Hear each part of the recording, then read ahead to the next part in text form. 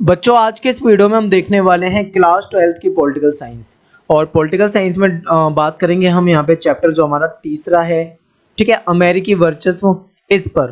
तो वीडियो शुरू करने से पहले मैं आपको बता दूं कि ये जो हमारा चैप्टर होने वाला है ये ओनली वन पार्ट में कंप्लीट हो जाएगा, यानी इसके अलावा दूसरा पार्ट आएगा, लेकिन वो ऑब्जेक्टिव बेस्ड क्वेश्चन का होगा, ठीक है। थ्योरी सेक्शन हम इसी वीडियो में कंप्लीट कर देंगे। चैप्टर है समकालीन विश्व में अमेरिकी वर्चस्व यानी कि US hegemony in world politics. और यहाँ पे हम बात करेंगे, जो वीडियो हमारा एनसीईआरटी पर बेस्ड है, Bihar board, Haryana board, Jharkhand board, CBSE board, Uttarakhand board and other board जहां पर भी एनसीईआरटी चलती है, पूरी हर बोर्ड में ये काम आएगा जहां जहां पे एनसीईआरटी चलती है, ठीक है। तो शुरू करते हैं। सबसे पहले क्वेश्चन, वर्चस्व का क्या अर्थ है? वर्चस्व का अर्थ क्या होता है? तो प्यारे बच्चों, वर्चस्व का मतलब होता है दबदबा, यानी किसी पे दबदबा बनाना या किसी को जबरन अपनी ताकत दिखाना, ये वर्चस्व होता है। वर्चस्व आर्थिक भी हो सकता है, यानी पैसों से रिलेटेड। जो दुनिया की सबसे बड़ी इकोनॉमी है तो जाहिर सी बात है उसका वर्चस्व होगा।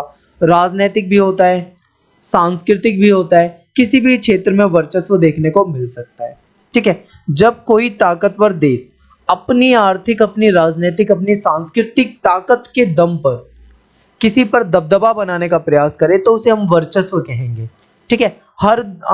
सभी यही चाहते हैं कि भाई हमारा वर्चस्व हो, ठीक है। तो वर्चस्व की अगर बात हम यहाँ पे करें तो आपको एक चीज समझना है। मैं आपसे एक क्वेश्चन पूछता हूँ, क्या अमेरिका का जो ये हमारा यूएसए है, और जो हमारा यूएसए यानी कि अमेरिका है, क्या अमेरिका का वर्चस्व सोवियत संघ यानी कि यूएसएसआर के विघटन के बाद, यानी यूएसएसआर के खत्म होने के बाद अमेरिका का वर्चस्व शुरू हुआ, या अमेरिका का वर्चस्व इसके विघटन के पहले भी था? तो इस क्वेश्चन के दो आंसर आएंगे। कुछ बच्चे कहेंगे कि अमेरिका का वर्चस्व पहले भी था, कुछ बच्चे कहेंगे नहीं, यूएसएसआर के बाद था। तो इसका जो करेक्ट आंसर होगा वो होगा उसका वर्चस्व पहले भी था, बस पहले हमको वो वर्चस्व खुलकर दिखाई नहीं दिया। लेकिन जब सोवियत संघ का विघटन हुआ उसके बाद तो भाई दुनिया में अमेरिका का वर्चस्व सबके सामने खुलकर आ गया। फॉर एग्जाम्पल, पहले था तो कब था? आपको याद है सेकेंड वर्ल्ड वॉर, जब दूसरा विश्व युद्ध हुआ था 1939 से 45, जापान के दो शहरों पे बम गिराए गए थे, एक हिरोशिमा पे और एक नागासाकी पे। आपको याद आ गई होगी सारी चीजें। ये क्या था? ये भी तो वर्चस्व ही था अमेरिका का सैन्य वर्चस्व, जिसमें अमेरिका ने भयंकर कार्रवाई की। किसके खिलाफ? जापान के खिलाफ। तो ये आपको याद रखना था। इसके बाद है most important question of this chapter, यानी कि अगर मैं बात करूं वेरी वेरी इंपॉर्टेंट क्वेश्चन कह लूं या मोस्ट इंपॉर्टेंट कह लूं, प्रथम खाड़ी युद्ध। अक्सर क्वेश्चन यहां से पूछा जाता है। 1990 में क्या हुआ कि इराक ने कुवैत पे कब्जा कर लिया। भाई इराक को बहुत समझाया कि कब्जा हटा ले, कब्जा हटा ले, पर इराक जो था वो मानने वाला थोड़ी ना था, वो नहीं माना। फिर भाई संयुक्त राष्ट्र संघ ने देखा कि इराक तो मान ही नहीं रहा। संयुक्त राष्ट्र संघ ने एक बड़ा फैसला लिया। उसने बोला जाओ भाई, तुम्हें बल प्रयोग की अनुमति है, जाओ इराक के पास, इराक को मारो पीटो कुछ भी करो, हमें नहीं पता, बस कुवैत को आजाद करा दो। अब भाई ऐसे में क्या था, ये एक नाटकीय फैसला है यूएनओ का, बिकॉज इसके पीछे एक बड़ा कारण है कि पिछले 45 सालों में 24 अक्टूबर 1945 को बना था यूएनओ। 24 अक्टूबर 1945 से लेके इस 1990 वाली घटना के बीच में लगभग 45 साल बीते। इस 45 साल में यूएनओ ने कभी इतना बड़ा फैसला नहीं लिया था, और इस बार यूएनओ ने सीधा ये कह दिया कि जाओ बल प्रयोग की अनुमति है, जो करना हो करो, पर उसे आजाद कराओ। तो ये एक नाटकीय फैसला है, ठीक है, नाटकीय फैसला है, क्योंकि कभी इतना बड़ा फैसला यूएनओ ने नहीं लिया था। जॉर्ज बुश जो थे इस फैसले से बहुत खुश हुए। उन्होंने इसको नई विश्व व्यवस्था की संज्ञा दे दी, यानी कि उन्होंने कहा कि ये तो नई विश्व व्यवस्था हो गई है भाई। इस युद्ध में 34 देशों की मिलीजुली सेना थी, जिसमें 6,60,000 सैनिक गए। अब ये 6,60,000 सैनिक जो है ये 34 देशों के हैं, लेकिन आप इसमें एक बात समझिए, यानी कि 33 देशों की सेना जो है वो केवल 25% है। 75% सैनिक केवल एक देश के हैं। वो एक देश कौन सा है? USA, America.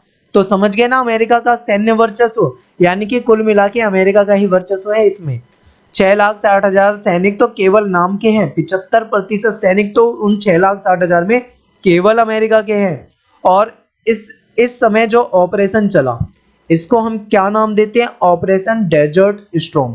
बच्चों इस चैप्टर में 4 ऑपरेशन आप पढ़ेंगे, और मैं आपको बता दूं कि ये जो चारों ऑपरेशन है, चारों ही ऑपरेशन आपके लिए इंपॉर्टेंट है, और आपको चारों ऑपरेशन बिल्कुल याद होने चाहिए।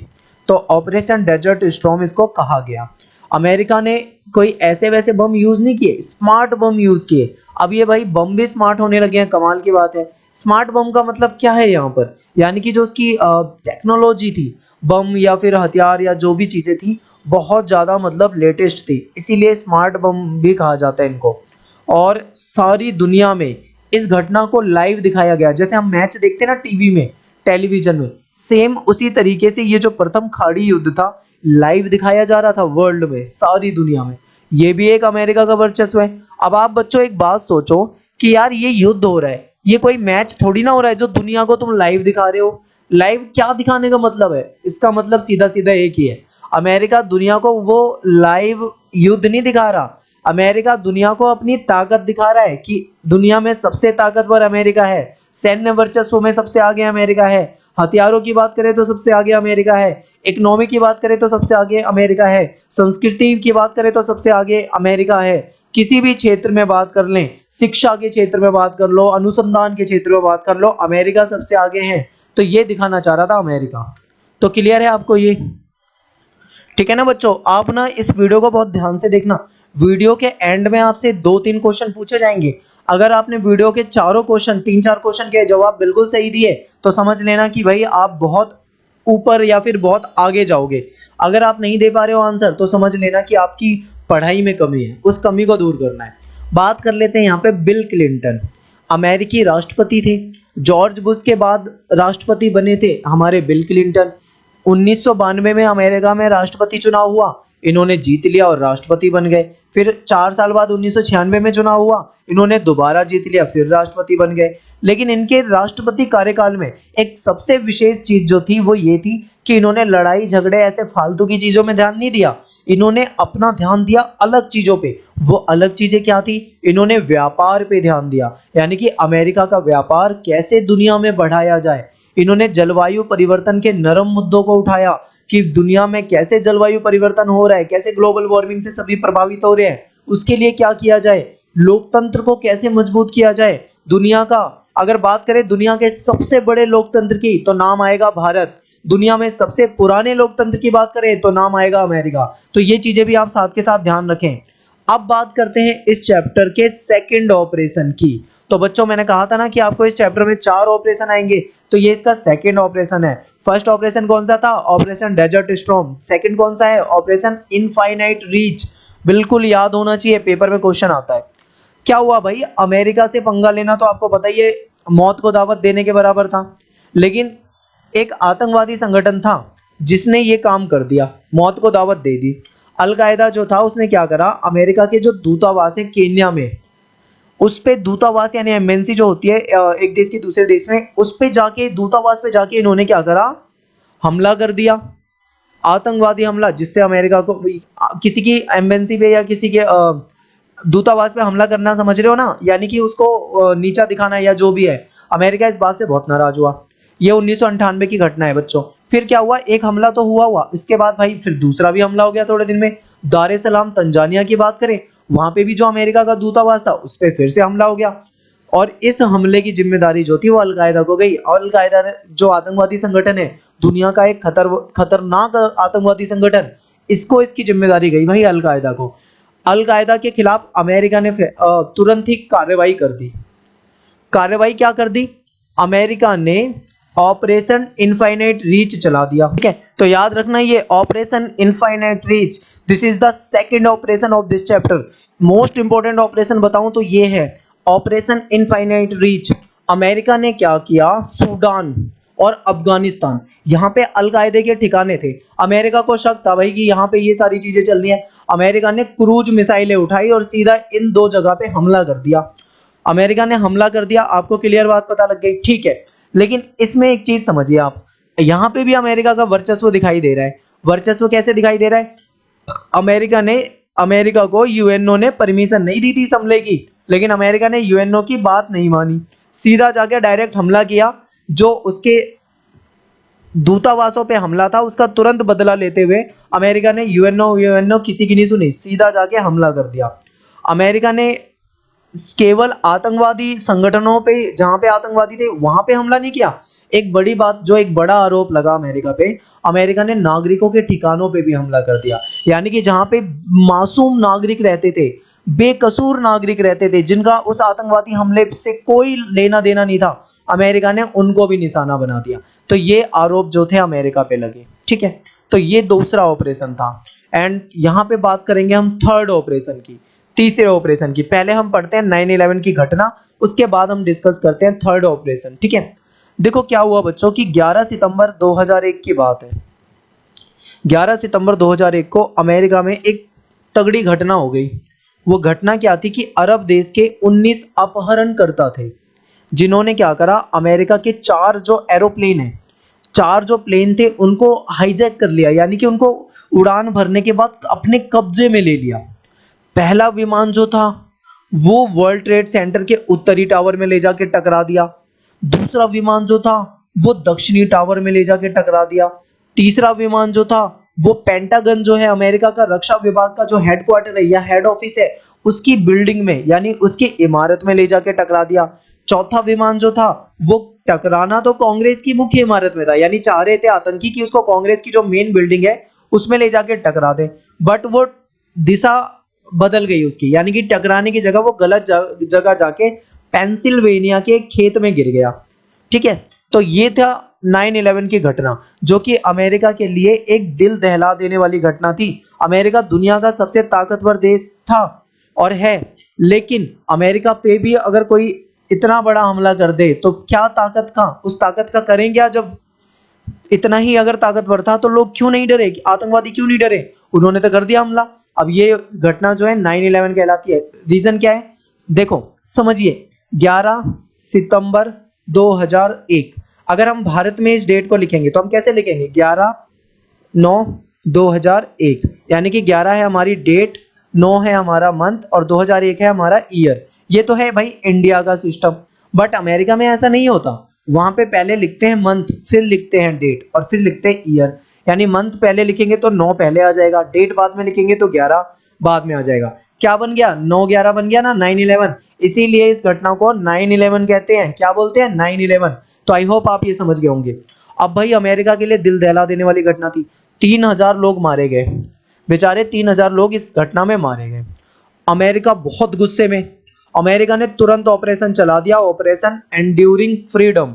Operation enduring freedom, this is the third operation of this chapter, यानी कि इस चैप्टर का ये तीसरा इंपॉर्टेंट ऑपरेशन है जो कि आपको याद रखना है।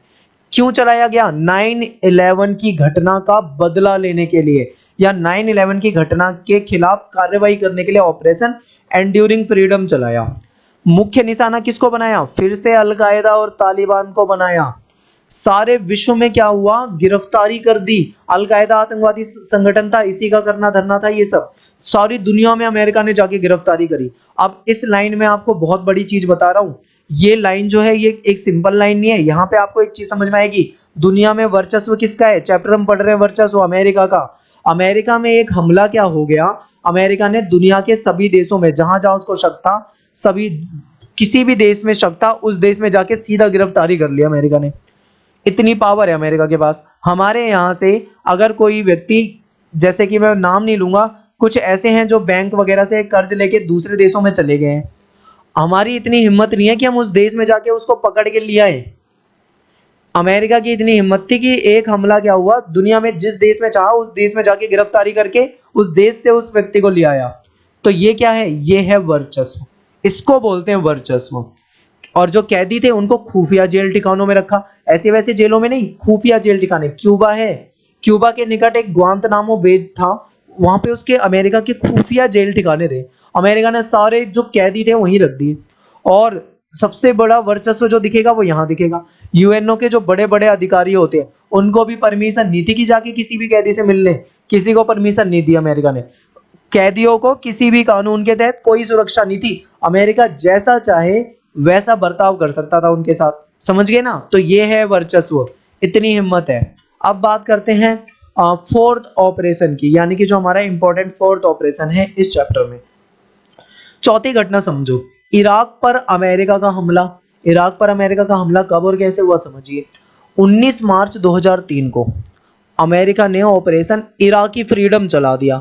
अब ये इराकी फ्रीडम क्या है इसे समझिए। संयुक्त राष्ट्र संघ ने फिर से हमले की अनुमति नहीं दी, लेकिन अमेरिका मानता थोड़ी ना यूएनओ की। उसने कहा कोई बात नहीं, हमला कर दिया। अमेरिका ने क्या कहा? अमेरिका ने यह कहा कि इराक जो है बहुत ही खतरनाक हथियार बना रहा है, जिससे कि क्या है जनता को बहुत तगड़ा नुकसान हो सकता है। ऐसा आरोप लगाया अमेरिका ने और हमला कर दिया। लेकिन हमले में आरोप जो थे वो गलत साबित हुए, क्योंकि इसके कोई सबूत नहीं मिले। इराक में ऐसे कोई सबूत ही नहीं मिले कि वो कोई खतरनाक हथियार बना रहा है। जांच हुई, पता लगा भाई वो तो कुछ बना ही नहीं रहा था, लेकिन अमेरिका ने तो हमला कर दिया।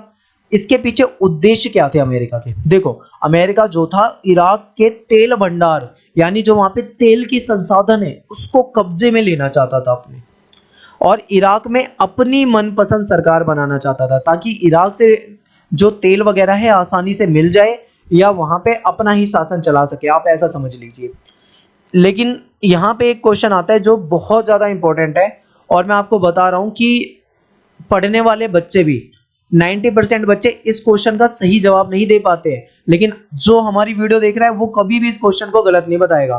क्वेश्चन ये है, इराक पर अमेरिका ने हमला करा, अमेरिका जीत गया, अमेरिका ताकतवर था, लेकिन इस हमले में अमेरिका की एक कमजोरी नजर आ गई सबको। वो अमेरिका की कमजोरी क्या थी?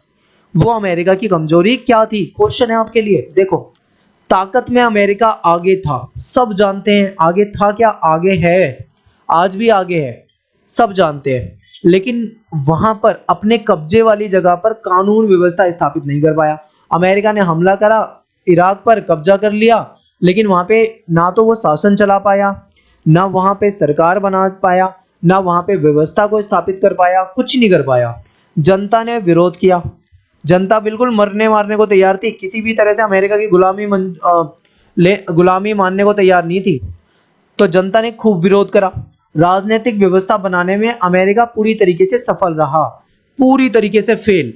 जीत लिया, ताकत से जीत लेना बहुत आसान बात है, ठीक है, ताकत से जीत लेना बहुत आसान बात है, लेकिन उससे कुछ काम करवा पाना ये मुश्किल है। फॉर एग्जाम्पल, जिस तरीके से रावण ने माता सीता को कब्जे में ले लिया था, ठीक है, लेकिन अपनी बातें नहीं मनवा पाया उससे, तो ये इसका एक उदाहरण है।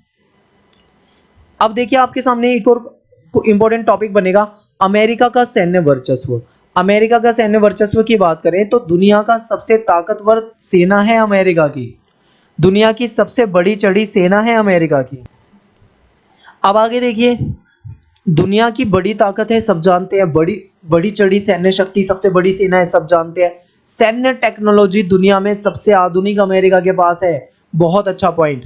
आधुनिक हथियार यानी कि लेटेस्ट हथियार जो होते हैं अमेरिका के पास है। सबसे ज्यादा रक्षा बजट, यानी कि दुनिया के 12 ताकतवर देश अपनी सेना पे, 12 ताकतवर देश मिलकर अपनी सेना पे जितना पैसा खर्च करते हैं उससे कहीं ज्यादा पैसा अकेले अमेरिका खर्च करता है, ठीक है, अकेले अमेरिका खर्च करता है। आगे है वीटो पावर। यूएनओ में जो सुरक्षा परिषद है, जिसको हम सिक्योरिटी काउंसिल बोलते हैं, तो सिक्योरिटी काउंसिल में जो 5 स्थायी सदस्य है उसमें से एक अमेरिका है जिसके पास वीटो पावर है। ये स्थायी सदस्यता और ये सारी चीजें हम पढ़ेंगे, चैप्टर नंबर 6 में हम पढ़ेंगे, और पिछले साल की वीडियो बना रखी है, आप उसे भी देख सकते हो, सारा कंटेंट वही है। बट वहां पे एक फर्क है कि वहां पे वीडियो एक से ज्यादा पार्ट में है, यानी 2 पार्ट, 3 पार्ट, 4 पार्ट ये है। लेकिन यहाँ पे जो वीडियो बन रही है वो लंबी जरूर बन रही है, पर एक ही पार्ट में सारा चैप्टर है। वहां पे छोटे पार्ट हैं बट वीडियो ज्यादा है, बट यहाँ पे बड़ा पार्ट है पर एक ही वीडियो है। दुनिया के 12 ताकतवर देशों का रक्षा बजट जितना है उससे ज्यादा अमेरिका का है, सबसे बड़ी आर्थिक शक्ति अमेरिका है। अब बात करते हैं एक बहुत इंपॉर्टेंट क्वेश्चन, अमेरिका का ढांचागत वर्चस्व। क्या है अमेरिका का ढांचागत वर्चस्व? ढांचागत वर्चस्व तो केवल नाम का समझो, इसका जो मेन फोकस होता है वो अर्थव्यवस्था पे होता है। यानी अमेरिका का जो ढांचागत वर्चस्व है वो अर्थव्यवस्था से संबंधित है। दुनिया में सबसे बड़ी इकोनॉमी, सबसे बड़ी अर्थव्यवस्था किसकी है? अमेरिका की है। अमेरिका को देखें तो आर्थिक रूप से दुनिया में सबसे ताकतवर है।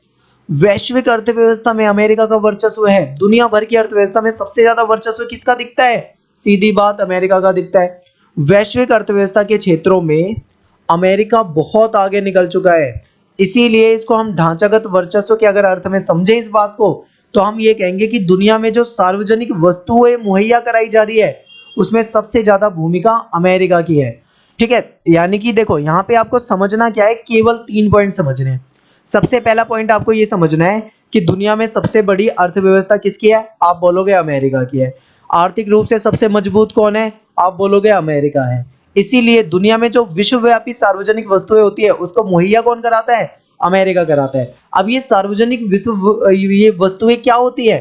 ये सार्वजनिक वस्तु ऐसी चीज होती है जिसका कोई उपयोग करे एक व्यक्ति तो किसी दूसरे को ये कम नहीं होती। जैसे मान लो वायु है, अभी वायु में आप सांस ले रहे हैं, आप चाहे कितनी भी सांस ले लो, क्या वो वायु मेरे लिए कम हो जाएगी? क्या नहीं होगी, किसी भी के लिए भी कम नहीं होगी। मान लो सड़क है, एक सड़क है, इस सड़क से कोई व्यक्ति जा रहा है, तो क्या उसके जाने के बाद वो सड़क खराब हो जाएगी, वो खत्म हो जाएगी? नहीं, वो सड़क तो दूसरा व्यक्ति भी यूज करेगा, तीसरा व्यक्ति भी यूज करेगा। दिन रात सड़क से हजारों लोग जाते हैं, कई कई सालों तक लोग जाते हैं, क्या वो सड़क किसी के यूज करने से खत्म हो जाती है? नहीं होती यार, नहीं होती। तो ये ऐसी चीजें जो किसी एक के यूज करने से खत्म ना हो, दूसरे को उसकी कमी ना आए, तो वो सार्वजनिक वस्तु है। और ऐसी चीजों को मुहैया कराने में अमेरिका नंबर 1 है। SLOC, sea lane of communication, यानी कि समुद्री व्यापार मार्ग, ये भी उसका उदाहरण है। समुद्री व्यापार मार्ग जो है ये भी विश्वव्यापी जो हम पढ़ रहे थे सार्वजनिक वस्तु, इसका उदाहरण है। मान लो कोई समुद्र में से जहाज लेके जा रहा है, क्या समुद्र खत्म हो जाएगा? नहीं होगा यार, वो तो वैसा ही रहेगा। तो ये भी क्या है? सार्वजनिक वस्तु का उदाहरण है। ये भी अमेरिका मुहैया कराता है। अमेरिका कैसे मुहैया कराता है? क्या अमेरिका का है समुद्र? नहीं, लेकिन वहां पे रूल्स होते हैं कुछ, वो रूल्स अमेरिका बनाता है। आप ऐसे समझिए, यानी कि वैश्विक अर्थव्यवस्था के संदर्भ में सार्वजनिक वस्तु का सबसे अच्छा उदाहरण हो जाएगा SLOC।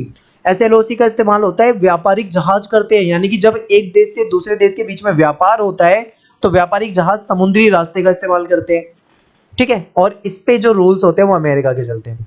मुक्त व्यापार जो है वो इनके बिना संभव ही नहीं है। आप देखोगे कि आज की बात नहीं, आज से 50 साल पहले भी जाओगे तो भी व्यापार जो होता था समुद्र से होता था। आज से 100 साल पीछे भी जाओगे तो भी व्यापार समुद्र मार्ग से होता था। 200 साल पीछे जाओगे तो भी व्यापार समुद्र से होता था। 1000 साल पीछे जाओगे तो भी व्यापार समुद्र से होता था। यानी समुद्री जो मार्ग है बहुत इंपॉर्टेंट है। और दबदबे वाला देश जो होता है वो अपनी नौसेना के माध्यम से समुद्री व्यापार मार्ग जो है उस पे आने जाने की नियम बनाता है कि भाई कौन कैसे जाएगा, किस समय में जाएगा, जाने के लिए किस जगह से जाना है, कितना टैक्स देना है, कौन सी चीजों को ले जाना अलाउ है, कौन सी चीजों को नहीं ले जाना अलाउ है। सारे नियम कौन बनाता है? दबदबे वाला देश। और दबदबा किसका है? अमेरिका का है। आज के टाइम पे अमेरिका का है। लेकिन अगर हम बात करें विश्व युद्ध से पहले के, तो ये काम ब्रिटेन करता था। एक टाइम पे ब्रिटेन था दुनिया में सबसे ताकतवर देश। एक टाइम पे ब्रिटेन था दुनिया में सबसे ताकतवर देश। जब ब्रिटेन था तब ये नियम ब्रिटेन बनाता था, बट आज ब्रिटेन से तब ताकतवर अमेरिका है तो आज ये नियम अमेरिका बनाता है। ठीक है, और आज हम एक चीज यूज करते हैं, आपको पता होगा, इंटरनेट।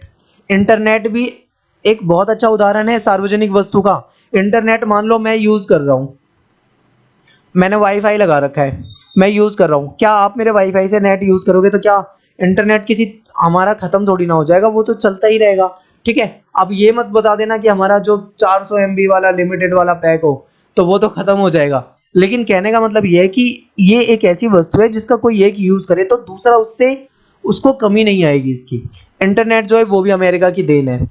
ठीक है, 1950 में इसकी शुरुआत हुई थी। आज दुनिया भर में जितने सैटेलाइट आप देखते हो, अंतरिक्ष में जितने उपग्रह हैं, वो ज्यादातर उपग्रह किसके हैं? अमेरिका के हैं। उसके माध्यम से भी अमेरिका दुनिया पे नजर रखता है। दुनिया की अर्थव्यवस्था में अमेरिका की 28% की हिस्सेदारी है। यानी कि विश्व की अर्थव्यवस्था में 28% हिस्सेदारी किसकी है? अमेरिका की है। विश्व की अर्थव्यवस्था में एक भी क्षेत्र ऐसा नहीं है जहां पे हर तीसरी कंपनी में एक कंपनी अमेरिकन ना हो। फॉर एग्जाम्पल, मान लो आप कोई भी चीज देख लो, जैसे मान लो आप गाड़ी की बात कर लो, तो गाड़ी की आप बड़ी बड़ी कंपनियां देख लो, हर 3 कंपनी में आपको एक कंपनी अमेरिका की पाएगी। मान लो आप टेलीविजन की बात कर लो, टेलीविजन की बड़ी बड़ी कंपनियां देख लो, हर तीसरी कंपनी में एक अमेरिका की पाएगी। मान लो आप मेडिसिन की बात करो, दवाइयों की कंपनी की बात करो, हर 3 कंपनी में एक कंपनी अमेरिका की पाएगी। यानी कि अमेरिका हर क्षेत्र में आज इतना आगे निकल चुका है, इतना आगे निकल चुका है कि आप सोच भी नहीं सकते। अब एक है ब्रेटन वुड प्रणाली। इसका मतलब क्या होता है भाई, ये भी आपके इंपॉर्टेंट टॉपिक है। आपकी बुक में ब्रेटन वुड प्रणाली को डीपली नहीं दिया, बट मैं आपको यहाँ पे बता देता हूँ कि क्या होता है। देखो क्या हुआ, जब सेकेंड वर्ल्ड वॉर हुआ, दूसरा विश्व युद्ध, उसके बाद क्या हुआ कि बहुत से देशों की आर्थिक स्थिति खराब हो गई। फॉर एग्जाम्पल जो ये यूरोप के वो वाले देश जो अमेरिकी कब्जे में थे, अमेरिकी के में थे, उन देशों को तो बहुत ज्यादा नुकसान हुआ, खासकर जर्मनी। ठीक है, पश्चिमी जर्मनी को तो सबसे ज्यादा नुकसान हुआ। तो इस तरीके से तो इनकी अर्थव्यवस्था बिगड़ गई। इस अर्थव्यवस्था को दोबारा से सुधारने के लिए एक प्रणाली लाई गई। इसी प्रणाली को हम क्या बोलते हैं, ब्रेटन वुड बोलते हैं। ब्रेटन वुड जो सिस्टम था, इसके तहत जो अमेरिकी डॉलर था वो अंतरराष्ट्रीय मुद्रा बना दिया गया। यानी कि अमेरिका का डॉलर है वो दुनिया भर के लिए अंतरराष्ट्रीय मुद्रा है, व्यापार में डॉलर वगैरह का यूज कर सकते हैं। अब ऐसे में क्या हुआ भाई, सबसे ज्यादा जो फायदा उठा लिया वो अमेरिका ने उठा लिया। इससे याद रखें, अमेरिका की जो डॉलर था बहुत मजबूत हो गया, अमेरिका की अर्थव्यवस्था थी बहुत मजबूत हो गई। ब्रेटन वुड प्रणाली लागू होने के बाद अमेरिकी अर्थव्यवस्था बहुत ज्यादा मजबूत हुई। ठीक है, और अमेरिका के ढांचागत ताकत का एक और उदाहरण है एमबीए। आज दुनिया भर में ये जो master of business administration course है, एमबीए जो कोर्स है, आज वर्ल्ड में अगर मैं इसकी बात करूं तो एक रिस्पेक्टेड कोर्स माना जाता है। आज के टाइम पे हर बच्चा एमबीए करना चाहता है। ठीक है, अमेरिका ऐसा मानता है कि बिजनेस जो है एक कला है, और ये जो कला है ये विश्वविद्यालय में सीखी जा सकती है, यानी कि कॉलेज में सीखी जा सकती है। इसीलिए एमबीए यानी कि बिजनेस वगैरह जो होता है, अमेरिका कॉलेज में सिखाता है कि बिजनेस कैसे करना चाहिए। ठीक है, अब बात करते हैं बहुत ही इजी, या मैं बहुत सिंपल बोलूं, सिंपल पॉइंट, अमेरिका का सांस्कृतिक वर्चस्व। दुनिया की सबसे मजबूत संस्कृति किसकी है, आप बोलोगे अमेरिका की है। दुनिया भर में अमेरिका का सांस्कृतिक वर्चस्व है।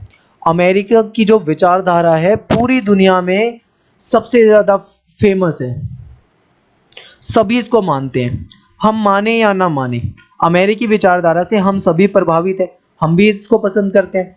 अमेरिका की जो संस्कृति है बहुत ही लुभावनी है, अट्रैक्टिव है, हम अपने आप ही उसकी तरफ अट्रैक्ट हो जाते हैं। ठीक है, इसी के कारण ये जो है दुनिया का सबसे ताकतवर देश है। अमेरिका की संस्कृति के हम इतने अभ्यस्त हो चुके हैं, इतने आदी हो चुके हैं कि अब ये हमें कोई नई चीज नहीं लगती, ये बिल्कुल सामान्य लगती है, बिल्कुल नॉर्मल लगती है। ठीक है, अब यहाँ पे आपको क्या समझ में आया, इतनी कहानी मैंने पढ़ दी। सीधी सीधी एक बात, अमेरिका की संस्कृति दुनिया में सबसे बढ़िया मानी जाती है। लोग अमेरिका की संस्कृति को अपनाना चाहते हैं, लोग अमेरिका के जैसा बनना चाहते हैं। एग्जाम्पल, नीली जीन्स। बच्चों ये नीली जीन्स का क्रेज कहाँ से आया, अमेरिका से आया। यानी कि आपको पता है ना, आज दुनिया भर में नीली जीन्स पहनी जाती है, और नीली जीन्स पहनना एक गर्व की बात मानी जाती है, एक फैशन माना जाता है। और ये फैशन कहाँ का है, अमेरिका का है। अगर आज इंडिया में लोग नीली जीन्स का क्रेज है तो यानी कि हम अमेरिका के कहीं ना कहीं गुलाम हो रहे हैं। लोगों के रहन सहन में बदलाव आ रहा है। पहले क्या था भाई, इंडिया में सिंपल जीवन था भाई, जमीन पे बैठ के खाना खाते थे, चटाई पे लोग सोते थे, पेड़ की छाया में बैठते थे, घड़े का पानी पीते थे, दूध घी खाते थे। ये था भाई हमारा इंडिया का जो हमारा कल्चर था। अब हम हो गए अमेरिका की संस्कृति के दीवाने। अब हम दूध घी दही घी नहीं खाते, अब हम क्या करते हैं, कुरकुरे खाते हैं। अब हम क्या करते हैं, बर्गर खाते हैं। अब हम क्या करते हैं, पिज्जा खाते हैं। अब हम पेड़ की छाया में नहीं बैठते, अब हमें एसी चाहिए। अब हम घड़े का पानी नहीं पीते, अब हमें फ्रिज चाहिए। अब हम चटाई बिछा के फर्श पे नहीं सोते, अब हमें क्या चाहिए, डबल बेड चाहिए और बढ़िया गद्दे चाहिए। अब हमें खाना खाने के लिए हम जमीन पे बैठ के नहीं खाते, अब हम डाइनिंग टेबल चाहिए। देख रहे हो ना हमारी जिंदगी कितनी बदल गई है। पहले हम क्या थे और अब हम क्या हो गए। ये जो इतना बदलाव आया ये कहाँ से आया, ये सब भाई अगर हम बात करें ये पश्चिमी सभ्यता या फिर अमेरिकी सभ्यता भी मान सकते हो आप, अमेरिका की ही देन है ये सब। हम उनकी तरह आधुनिक बनना चाहते हैं। पहले हम हिंदी बोलने में गर्व महसूस करते थे, हमारी मातृभाषा हिंदी, हमें बोलने में गर्व महसूस होता था। बट आज हमें अंग्रेजी बोलने में गर्व महसूस होता है। अगर आज के टाइम पे कोई हिंदी बोले तो उसको उतना वैल्यू नहीं दी जाती जितना एक अंग्रेजी बोलने वाले को दी जाती है। ठीक है। तो ये सब क्या है, आज लोग शराब पीना बहुत पसंद करते हैं, ये सब अमेरिकी कल्चर है। यानी कि आज के टाइम पे हम दूध दही घी छोड़ के शराब ऐसी चीजों को अच्छा मानते हैं। तो ये सब क्या है, अमेरिका का सांस्कृतिक वर्चस्व है। अमेरिका की जो लाइफ स्टाइल है, जीवन शैली है, उसको आधुनिक माना जाता है, आधुनिकता का प्रतीक माना जाता है। और हम अपने आप को आधुनिक बनाना चाहते हैं, यानी कि हम अपने आप को मॉडर्न बनाना चाहते हैं। आई होप आपको बहुत मजा आ रहा होगा। चैप्टर बहुत ही इजी है, सिंपल है। और मैं आपको बता दूं, ये क्वेश्चन जो है, अगर इस चैप्टर में से कुछ समझ में आए ना आए, पर ये क्वेश्चन समझ में आना चाहिए। पेपर में बहुत बार आता है, और ये जो अभी पेपर हुआ था, मैंने बच्चों को कहा था कि ये क्वेश्चन याद करके जाना, और ये पेपर में आया था। जो अभी 2000 हमारा ये बोर्ड एग्जाम हुआ है 2019 का, इसमें मोस्टली वही सारे क्वेश्चन आए हुए थे जो हमने अपनी वीडियो में बताए हुए थे। इंपॉर्टेंट क्वेश्चन की एपिसोड वाली वीडियो बना रखी है, प्लेलिस्ट में जाके देख लेना। अब बात करते हैं कि अमेरिका इतना ताकतवर है, लेकिन फिर भी अमेरिका की जो ताकत है उसके बीच में कुछ रोड़े हैं, कुछ रुकावटें हैं, कुछ अवरोध हैं, कुछ व्यवधान हैं। कौन सी रुकावटें हैं? तो वो 3 रुकावटें हैं। पहला अवरोध, दूसरा अवरोध, तीसरा अवरोध। पहला क्या है भाई? अमेरिका की संस्थागत बनावट। यानी अमेरिका में जो बनावट है संस्थागत, वो कुछ इस तरीके से है कि रुकावट डाल सकती है। जैसे कि मान लो शक्ति का बंटवारा 3 अंगों में है। जैसे भारत में होता है ना, कार्यपालिका, न्यायपालिका, विधायिका, ऐसे शक्ति बटी होती है। मान लो कि ऐसा ही अमेरिका में भी है। तो कार्यपालिका जो है अमेरिका की, वो सैन्य शक्ति पर रोक लगा देती है, यानी ये उसकी शक्ति पर रोक लगाती है। पहला क्या हो जाएगा पॉइंट? अमेरिका की संस्थागत बनावट। अगर कोई चीज समझ में ना आए तो वीडियो को 2 बार देखो, 3 बार देखो, 10 बार देखो, जब तक समझ में ना आए तब तक देखो। चैप्टर में एक भी चीज ऐसी नहीं होनी चाहिए जो आपको ना आए। दूसरा अवरोध क्या है? अमेरिका के लोगों की उन्मुक्त प्रकृति। भाई अमेरिका के लोग हमारी तरह नहीं होते, बहुत ही मॉडर्न सोच वाले होते हैं, खुली सोच वाले। ठीक है, वो लड़ना झगड़ना और फालतू की ये चीजें पसंद नहीं करते। अमेरिका की सेनाएं बार बार कहीं ना कहीं हमला, ये ऐसी चीजें करती है, वर्चस्व दिखाने की कोशिश करती है। बट कभी आपने पूछा क्या अमेरिका की जनता भी ऐसा चाहती है? अमेरिका की जनता नहीं चाहती। अमेरिका की जनता, वहां के लोग इतने बिजी हैं कि उनके पास किसी दूसरे के बारे में सोचने के लिए टाइम नहीं है। बट अमेरिका की सेना जो है वर्चस्व दिखाती फिरती है। आप इतने सारे उदाहरण देख चुके हो, पता नहीं कौन कौन से ऑपरेशन चला दिए। तो ये सब चीजें। तीसरा अवरोध है नाटो। अमेरिका, पता है आपको, अमेरिका का एक संगठन है नाटो। नाटो में बहुत सारे देश शामिल हैं। आप देखोगे कि 28 से 29 देश आपको नाटो में दिखेंगे आज के टाइम पे। तो ये जो नाटो वाले देश हैं, ये सारे क्या है, मिलकर अमेरिका की शक्ति पे रोक लगा सकते हैं। तो ये कुछ 3 अवरोध हैं, आप इसे देख सकते हैं। कोई दिक्कत आए तो हमने प्रीवियस लास्ट वाली वीडियो भी बना रखी है, अभी जो पिछले साल वाली वीडियो है वहां पे भी देख सकते हैं। यहाँ पे क्या है, एक ही वीडियो में कंप्लीट है, वहां पे बस पार्ट्स में है। एक ये बहुत ही अच्छा क्वेश्चन है, और ये भी पेपर में आता है क्वेश्चन। क्वेश्चन ये है कि भारत अमेरिकी संबंधों को लेकर 3 संभावित रणनीतियां बताओ। देखो भाई, पता है क्या है, आपको पता है, कुछ तो लोग कहेंगे, लोगों का काम है कहना। तो ये कुछ वैसा ही सीन है यहाँ पे।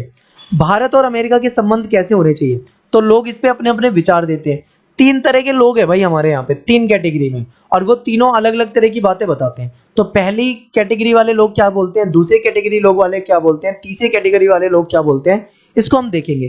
पहली कैटेगरी वाले लोग ये कहते हैं कि ना भैया ना, भारत को तो हमेशा अमेरिका से दूरी बना लेनी चाहिए, अमेरिका के तो बिल्कुल नजदीक भी नहीं आना चाहिए। अगर भारत अमेरिका के नजदीक जाएगा तो क्या पता कल को अमेरिका भाई अपनी सैन्य शक्ति का प्रयोग कर दे भारत पे, कहीं अमेरिका नाराज हो जाए और भारत पे हमला कर दे। क्योंकि आप देख चुके हो ना, दुनिया भर के ऑपरेशन चला देता है अमेरिका, किसी भी देश में जाके गिरफ्तारी कर लेता है अमेरिका, यानी ताकतवर है। तो कुछ लोग ऐसे कहते हैं भाई अमेरिका से बच के रहो, अमेरिका से दूर रहो। यानी पहली तरह के लोग जो है वो क्या बोलते हैं, अमेरिका से दूर रहो। अब बात कर लेते हैं दूसरी तरह के लोगों के पास जाओ तो वो क्या बोलेंगे।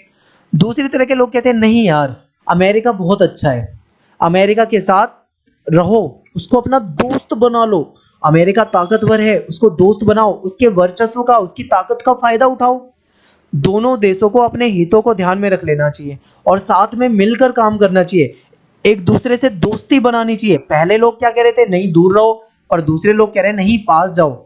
अब तीसरी रणनीति क्या है भैया, ये समझ लो। कह रहे हैं कि भारत को विकासशील देशों से गठबंधन बना लेना चाहिए। यानी कि जैसे भारत है ऐसे ही और भी बहुत सारे देश है दुनिया में विकासशील, उनके पास जाए, उनसे दोस्ती करे, उनसे गठबंधन बना ले। ऐसे में क्या है, गठबंधन बड़ा हो जाएगा, कुछ सालों में गठबंधन बड़ा हो जाएगा। आज 2 देश है, कल को 4 हो जाएंगे, फिर 10 हो जाएंगे, फिर 20 हो जाएंगे। 50-100 हो सकते हैं। ऐसे में जब इतने सारे देश भारत के साथ आ जाएंगे तो ये गठबंधन ताकतवर हो जाएगा। जब हम ताकतवर हो जाएंगे तो अमेरिका से डरने की जरूरत ही नहीं है, फिर तो हम अमेरिका का मुकाबला भी कर लेंगे। तो इस तरीके की बातें हैं भाई, 3 तरह के लोग और 3 तरह की बातें। वो 3 रणनीतियां कौन सी है, इतने आसान तरीके से समझाया है, मुझे लगता नहीं कि आप कभी भूल पाओगे। और आई थिंक ये लास्ट टॉपिक है इस चैप्टर का, तो लास्ट टॉपिक को भी हम डिस्कस कर लेते हैं बच्चों। देखिए, अमेरिका इतना ताकतवर है, अमेरिका की ताकत से या फिर अमेरिका के वर्चस्व से हमें कैसे निपटना चाहिए, कैसे निपटे हम अमेरिका के वर्चस्व से। तो देखें भाई, कुछ लोग कहते हैं कि भारत को प्लस चीन को प्लस रूस को, यानी भारत चीन रूस तीनों को एक साथ आ जाना चाहिए, क्योंकि तीनों ताकतवर देश हैं। रूस भी ताकतवर है, चीन भी ताकतवर है, भारत भी ताकतवर है। अगर ये तीनों देश एक साथ आ जाएं तो कहीं ना कहीं अमेरिका के वर्चस्व से निपट पाएंगे। पहली बात कहते हैं। दूसरी बात क्या है कि कोई देश अपने को अमेरिकी नजर से छिपा ले, यानी एक ये भी तरीका है कि कोई देश अपने आप को अमेरिका की नजर से छिपा ले। ठीक है, अब ये देखो, दोनों पॉइंट को समझो। पहला वाला पॉइंट भी पॉसिबल नहीं है। क्यों? क्योंकि भारत की रूस से अच्छी दोस्ती है, बट भारत की चीन से अच्छी दोस्ती नहीं है। तो ऐसे में तीनों एक साथ नहीं आ पाते, क्योंकि दो तो अच्छे दोस्त हैं बट तीसरे से नहीं बनती। तो समझ गए ना? तो पहला पॉइंट भी हमारा कहीं ना कहीं हम कर सकते हैं। अगर ऐसा हो जाए, दोस्ती हो जाए तो अच्छी बात है भाई, हम निपट पाएंगे। लेकिन दोस्ती नहीं हो पा रही, ये भी एक दुख की बात है। कह रहे हैं कि अमेरिका की नजरों से बचा लो। अरे भाई, नेपाल जैसा कोई देश हो, भूटान जैसा कोई छोटा सा देश हो, छोटी अर्थव्यवस्था हो, तो वो अपने आप को छुपा ले। बट भारत कैसे छुपा ले? भारत तो दुनिया की एक उभरती हुई शक्ति है, दुनिया में एक उभरता हुआ, भारत एक उभरता हुआ देश है, बड़ी अर्थव्यवस्था है, बड़ी सैन्य शक्ति है। कैसे छुपा ले अपने आप को? तो ये दूसरा तरीका हो सकता है, बट पूरी तरीके से पॉसिबल नहीं है। तीसरा कह रहे हैं बैंड वैगन की नीति अपना लो। बैंड वैगन की नीति क्या होती है भैया? बैंड वैगन की नीति समझिए। बैंड वैगन की नीति होती है जैसी बहे बयार तैसी पीठ कीजो। कहने का मतलब है कि जैसी हवा चल रही हो ना, वैसे ही हो जाओ।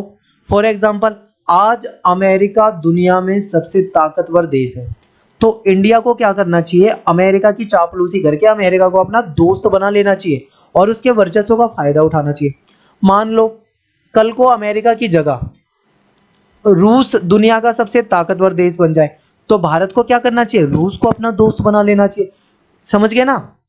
मान लो फिर रूस भी नहीं बचा, मान लो जापान दुनिया में सबसे ताकतवर देश हो जाए भविष्य में, तो भारत को क्या करना चाहिए? जापान से दोस्ती कर लेनी चाहिए।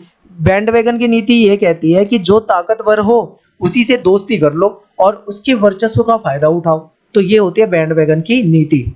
कुछ लोग कहते हैं कि अगर सारी एनजीओ, सारे सामाजिक आंदोलन, सारी मीडिया, सारे बुद्धिजीवी लोग, सारे लेखक, सारे कलाकार, अगर ये सारे एक साथ मिल जाएं और मिलकर अमेरिका का प्रतिरोध करें तो शायद अमेरिका के वर्चस्व से निपटा जा सकता है। तो ये कुछ तरीके हो सकते हैं जिसके जरिए अमेरिका के वर्चस्व से निपटा जा सकता है। ठीक है, तो ये है बच्चों हमारा वीडियो। और हमने लास्ट ईयर भी कंप्लीट कोर्स करा रखा है पोल साइंस का। सेम सिलेबस है, सेम चीजें हैं, बट फर्क सिर्फ इतना है कि वहां पे पार्ट में है। कोई वीडियो 3 पार्ट, कोई चैप्टर 4 पार्ट में है। तो बच्चे बार बार कहते थे कि सर एक पार्ट तो मिल जाता है पर दूसरा पार्ट नहीं मिलता, दूसरा मिल जाता है तो तीसरा नहीं मिलता। जबकि हमने प्लेलिस्ट बना रखी है, प्लेलिस्ट बनाने के बाद भी ये दिक्कत है। इसीलिए हमने क्या सोचा कि दोबारा मेहनत करते हैं, सारे चैप्टर दोबारा बनाते हैं। बट अब की बार क्या करेंगे, हम पार्ट में नहीं बनाएंगे, एक ही वीडियो में बना देंगे। चाहे वीडियो 30 मिनट का हो, चाहे वो 60 मिनट का हो, हमें मतलब नहीं है। यानी कि हम एक ही वीडियो में बना देंगे ताकि बच्चे को दिक्कत ना आए वीडियो ढूंढने में, इसलिए हम मेहनत कर रहे हैं। ठीक है, वीडियो को लाइक कर दें, कमेंट कर दें, शेयर कर दें। और अगला वीडियो आने वाला है इसी चैप्टर का जल्दी ही, उसमें हम इस चैप्टर के कुछ important MCQ objective based question आपको कराने वाले हैं। तो मिलते हैं नेक्स्ट वीडियो में। धन्यवाद, जय हिंद, जय भारत।